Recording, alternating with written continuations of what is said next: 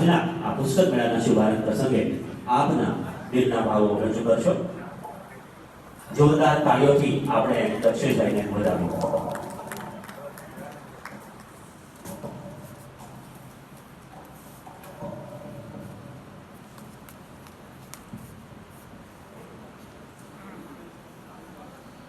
ચૈત્રી નવરાત્રિની તમામને હૃદયપૂર્વકની શુભકામના આપું છું.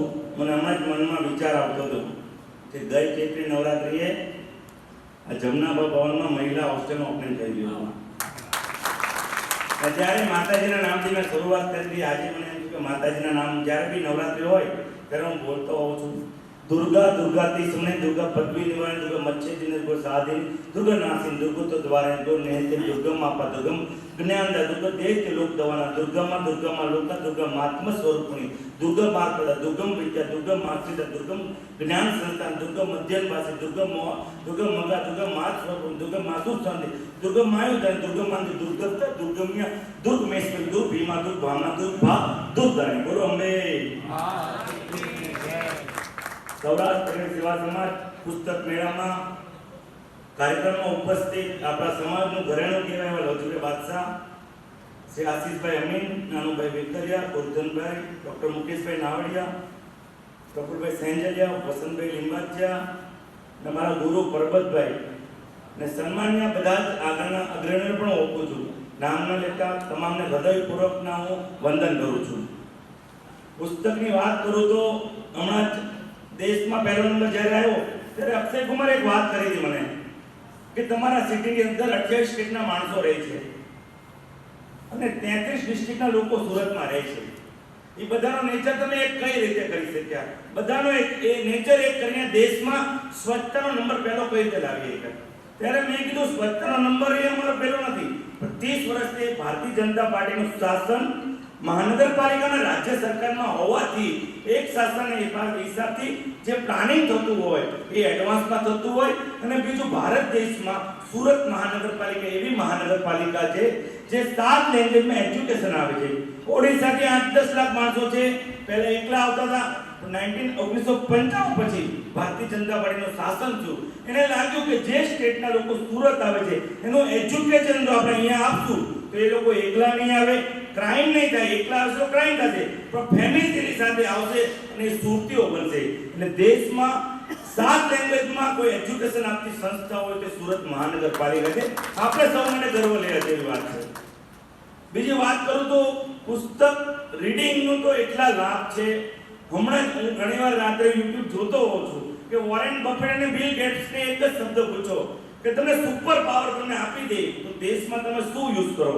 તો આ કે અમારી રીડિંગ શક્તિ વધારી દઈએ કે એક બુક તમને 4-5 દિવસ લાગતા હોય તો કલાકમાં ભગવાન તમને એવો પાવર મળી જાય તો 1 કલાકમાં વાંચી શકીએ. એટલે પુસ્તકથી એટલા બધા બેનિફિટ છે. આ મોબાઈલ અને ટેકનોલોજી ઉપયોગમાં આપણે પુસ્તકો ભૂલતા જઈએ છીએ. આદરણીય તે વખતે તત્કાલ મુખ્યમંત્રી આદરણીય નરેન્દ્રભાઈ મોદી અને આજના વડાપ્રધાન નરેન્દ્રભાઈ મોદી વાંચે ગુજરાતની શરૂઆત કરી હતી. ત્યારથી સુરત મહાનગરપાલિકાએ ઇનિશિયેટિવ લીધું છે કે દરેક ઝોનમાં દરેક બૂથમાં કે હાઈએસ્ટ લાઇબ્રેરી બનાવી. એટલે ત્યાર પછી અમારી મોટી 5 લાઇબ્રેરી છે અને 104 લાઇબ્રેરી વિવિધ ઝોનમાં છે. તેનો લાભ આશરે લોજીભાઈ 19 લાખ લોકો લે છે દર વર્ષે. અને હમણાં તો કતારગામની અંદર આખા ગુજરાતમાં મોટા મોટી લાઇબ્રેરીનું ઉદ્ઘાટન અમે આ વર્ષે કરી દઈશું. એ લાઇબ્રેરી એવી છે કે આઈએસ અધિકારીઓ 18 કલાક વાંચતા હોય છે તો અમે ઇન્ડોર ગેમ આપી દીધી છે 6ઠ્ઠા માળે. આખા વિશ્વમાં આવી લાઇબ્રેરી બનતી નથી, પણ સુરત મહાનગરપાલિકા 50 કરોડના ખર્ચે ઉદ્ઘાટન કરવા આ વર્ષે જઈ રહી છે. એટલે રીડિંગના ઘણા ફાયદા છે. તમારો જેમ શરીરને આપણે કસરતની જરૂર છે એમ મગજને કસરત કરાવવું હોય તો બુક રીડિંગ કરવી પડે. તમારી બીજા પ્રત્યે આત્મીયતા વધી જતી હોય છે રીડિંગથી. અને અમારે તો જ્યાં જ્યાં સ્પીચ આપવાની ને કઈ ને કઈ મોડમાં જોયા જ કરવું પડે કે આ પ્રોગ્રામમાં શું બોલવું. એટલે એક લેખકે બહુ સારી વાત કરી હતી કે તમે 20 વર્ષ સુધી પ્રીમિયમ ભરો અને વચમાં તમે કદાચ એક્સપાયર થઈ જાઓ તો તમને 10 લાખ રૂપિયા મળી જાય. એટલે દર વર્ષે તમે પ્રીમિયમ ભરતા હોય, મંથલી ભરતા હોય અને કદાચ 20 વર્ષ પછી મેચ્યોરિટી થાય અને પછી પ્રીમિયમ આવે એ 10-15 લાખ તમારા પરિવારને આપે. એ 10-15 લાખ બીજા 5-10 વર્ષ તમે વાપરી શકે તમારો પરિવાર. તમારા વાઈફ, તમારા છોકરા. પણ એ લેખકે એવું કીધું, જો તમે દર મહિને એક પુસ્તકનું પ્રીમિયમ ભરો અને એક પુસ્તક વાંચો તો 20 વર્ષ પછી તમારા જનરેશનને તમે એટલું આપી શકશો જે પ્રીમિયમ તમે ભર્યું છે એના કરતાં વધારે તમે આપી શકશો. એ શબ્દ મને પણ લાગ્યા અને હું મારી ગાડીમાં લવજીભાઈ બુક્સ અમુક રાખી જ મૂકતો હોઉં છું. મારા બેડરૂમમાં પણ 4-5 બુક્સ મૂકી દઉં, કારણ કે કયું પેજ પર કયો શબ્દ તમને ક્લિક કરે એ તમને નથી ખબર હોતી.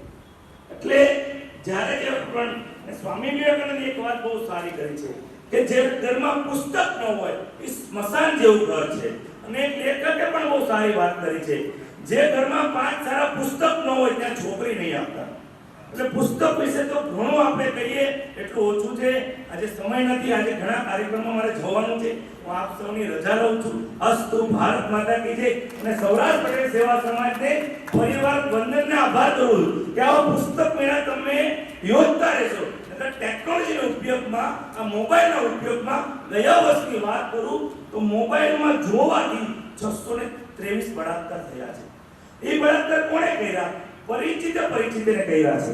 એટલે એ પોલીસને પણ એમાં ક્રાઇમ પકડવું અઘરું છે. કયા ઘરમાં કયો છોકરો એડિક્ટ મોબાઈલનો હોય, એનો મિત્ર હોય. એટલે તમારે તમારા છોકરાઓ જો મોબાઈલમાં વધારે રહેતા હોય તો તમારે જાગવાની જરૂર છે. તમારા છોકરાને મિત્ર મોબાઈલ વાળો એડિક્ટ હોય તો તમારા છોકરાને એની મિત્ર છોડાવવાની જરૂર છે.